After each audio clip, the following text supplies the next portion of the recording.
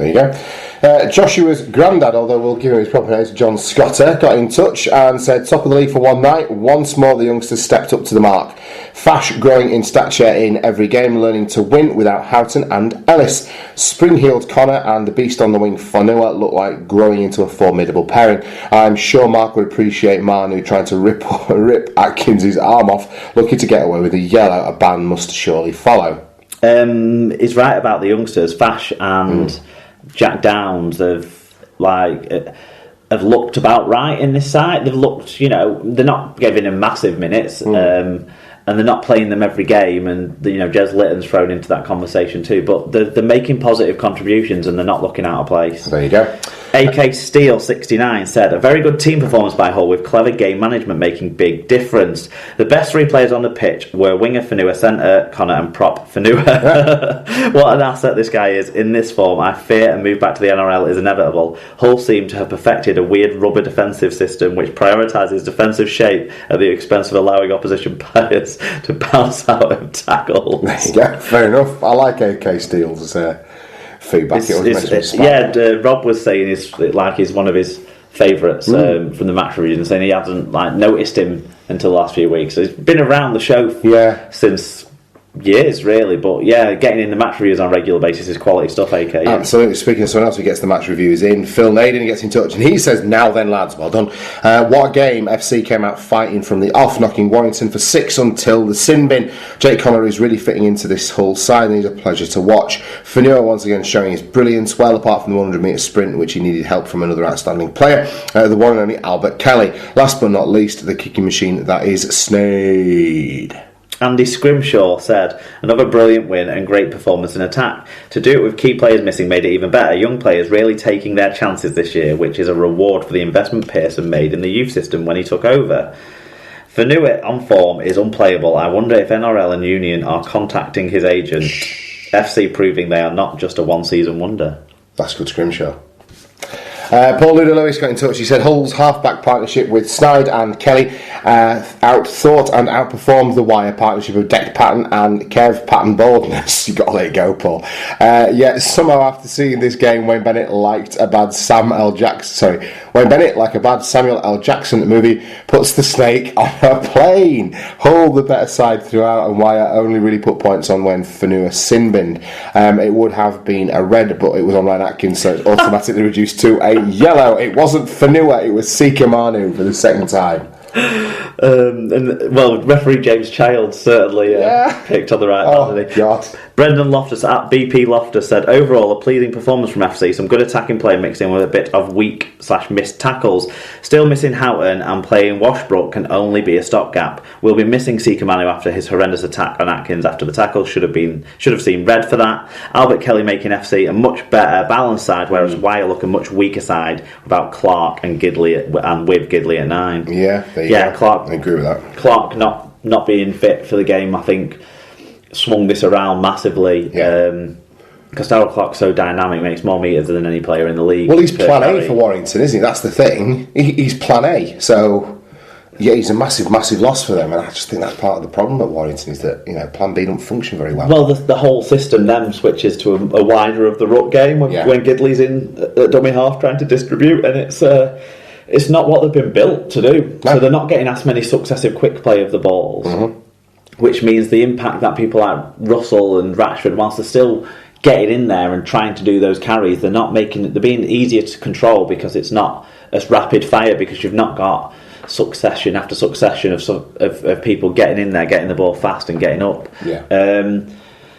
Similar to the game that we talked about just before, though, it was the kicking game in the second half that really changed this one, and then Hull FC in the end were able to score a few tries that made the scoreline look a lot more flattering to them, but they sort of started the game really well and ended the game really well, and in between defended just about well enough against a Warrington side that lost all confidence in attack after that Jack Hughes try was ruled out. But in the first half, Jake Connor did some really flashy pieces of skill that helped the team score, and there was a really good tackling made in defence as well, so he did it at both ends in key moments. So whilst his overall stat line wasn't as flashy and splashy as like Fanua's was, for example. I think he had so many key inputs on the game at times where it meant Warrington couldn't stay with Hull. That he was probably the man of the match of the first half, and for me, Mark Snyder was the man of the match of the second half,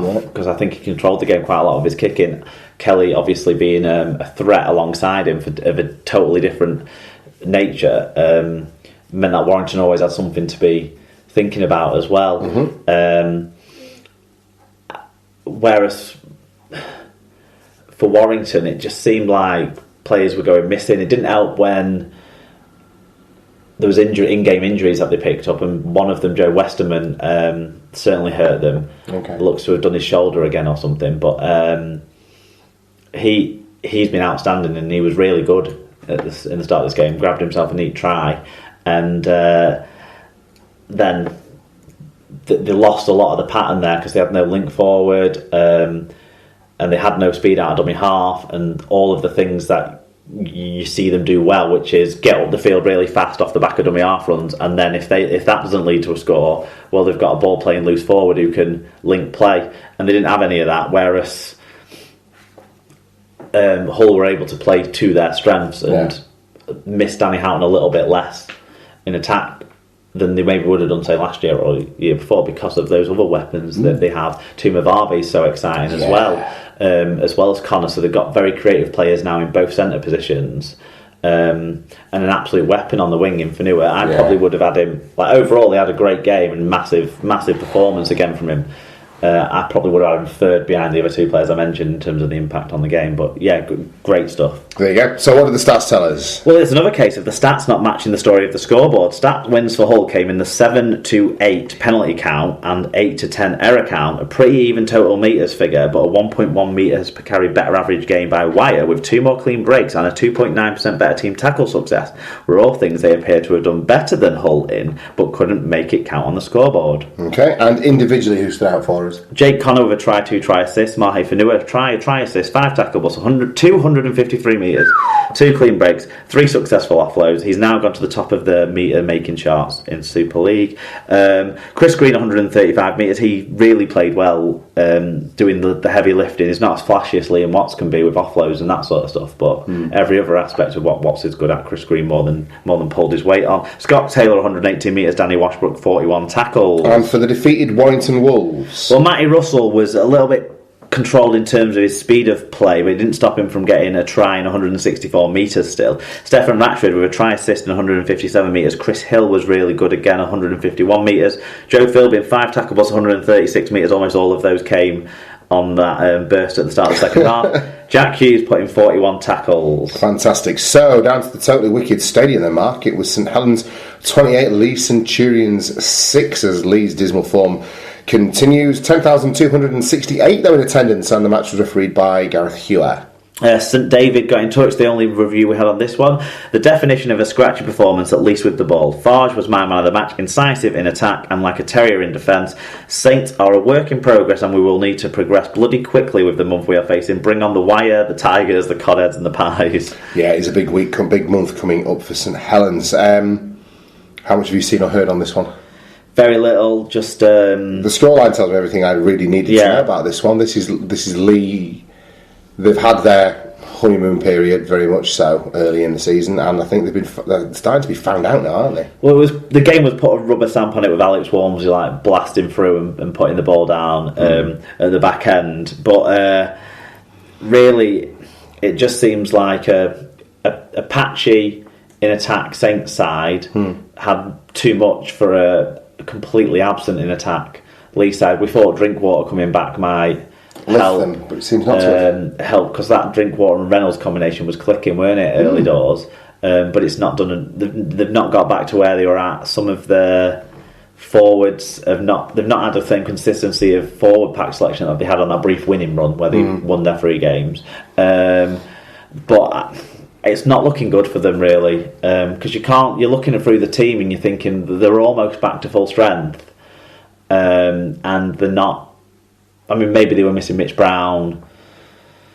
It's arguable they're missing the fullback McNally, but I think Hampshire's getting picked ahead of him there, and maybe Hock is still out, but around the rest of the team, a lot of the players they signed to perform at this level, they're just not making enough of an impact. People like Stewart, you don't see him pulling up any trees, do you? No. Nowadays, really, which is a shame. It is, because he came off the back of a really strong season at Catalan, so all your indicators would lead you to think that he could go on and replicate that a couple of months later for Lee. There was a little bit of a scrap at the end. Two players, Simbin, Pelissier. No, he's normally clean as a whistle. For Lee, but it's gone from my head who the St Helens player is, but the St Helens player's got a grade A charge for his part, so he must have been the instigator or the one that did the worst punching, I don't know. Call out the instigator. Right, what did the stats tell us on this one? This game had the most carries of any game so far this year, 409. Other than a 13 to 10 error count, Saints had the better numbers in attack and defence. 3 more breaks, 10 in total, 305 more metres, 8 metres per carry, better average game, 1.1% team tackle success, pretty convincing stuff. Yeah, and individually, who stood out for us? Alex Walmsley richly deserves his England call-up, doesn't he? A try, 146 metres for the big man. Theo Farge, who is one of the form halves in this competition at the moment, and probably not getting talked about enough, but he's doing some great stuff, and he got a try assist, 108 metres, 3 clean breaks, so real threat from him. Regan Grace, a try, 5 tackle bus, 139 metres. Mark Percival, a try, 9 tackle bus, 113 metres, 3 clean breaks. He's just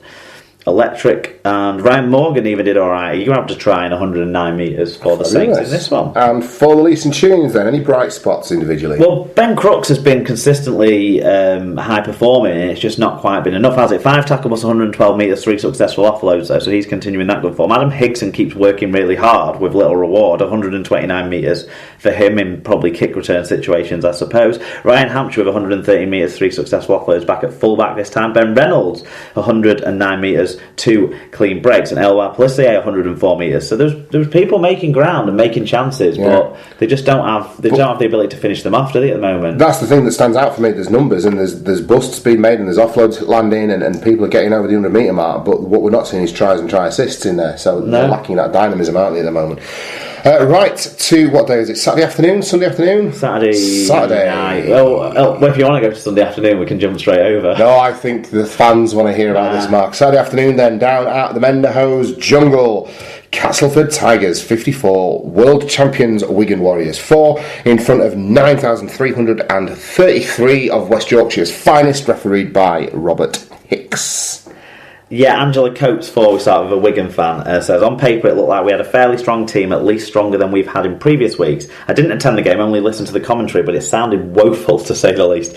Yes, we seem to have picked up yet more injuries and we were down to 12 men for 20 minutes, which didn't help, but we've overcome such adversities in the past. Cass were just better than us on the night. End of. Resigned face emoticon, I would say. Okay, Fat Boy Rob. Cass were back to their awesome, unstoppable best with a thumping win over the Pies. The scoreline actually flattered Wigan, with Cass dominating them in every department throughout the whole 80 minutes. Gale and Magic Mike were back to top form after a quiet couple of weeks, but I thought McShane was man of the match. It'll be interesting to see how we fare without them on Thursday. Come on, you Ford. Oh, and it was good to meet Mark before the match for a pint. I'm sure you enjoyed the match as much as I did, Winky Face. Yeah, of course. What a fucking, he waited until the next morning to gloat. Distance to drive to watch that shower of shit. He waited until the next morning to gloat in it, to his credit.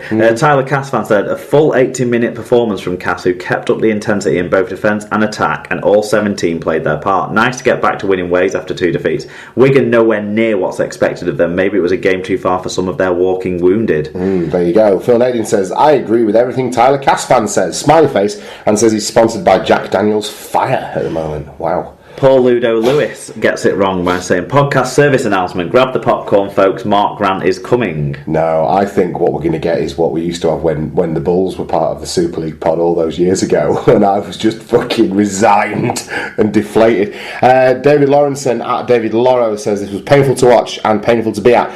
We can wheel out lots of excuses, but frankly, Cass were awesome. Cass versus Wigan grand final, hopefully. Well, Hopefully not, if this is the sort of shit you're going to throw up, lads. Clubfoot said, Castleford in control from start to finish. Wigan couldn't cope with the speed of play. Much better defensive display from Cass. And the plumber Alfie said, it was clear from the get-go that Cass were on fire and were going to throw the kitchen sink at a very leaky and damp Wigan.